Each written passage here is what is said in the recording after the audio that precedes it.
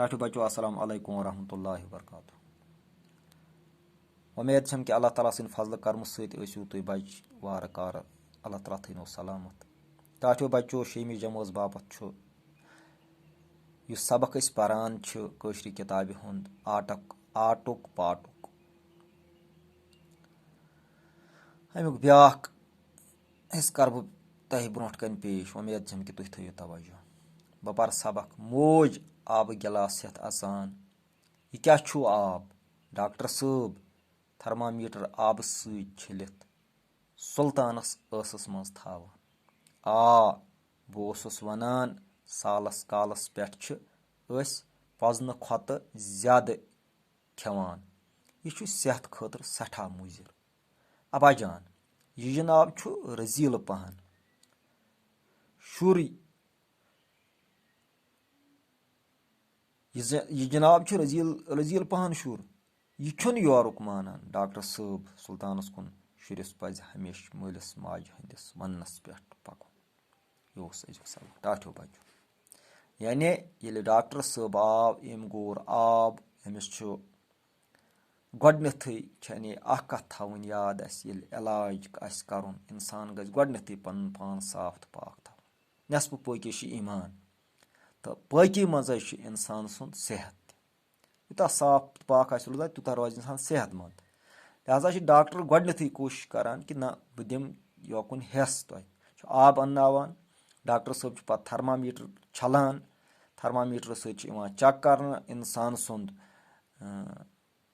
तप टेम्परेचर यानी अमिस खोचा गर्मिश अंदर अमिस मा हद खुद ज्यादा गमस ये तफ वनान तो यह अमिस थवान ٲسس मज तो सत वनान दपान बह ओसुस वनान कि यूता इंसानस खेन पज खेन तम अलाव गछ न खेन कह तिकाज ज्यादा खेन सेहत खतर मुजिर। वुचान अक्सर बच्चे बड़ खेवान फास्ट फूड्स खेवान। फास्ट फूड्स मतलब गो यम तैयार गमत आसान तम लेज आसान या कुरकुरी या यह चवान यम ड्रिंक्स चवान बासान वक्ती तौर हम इंसानस मज़ दिवान।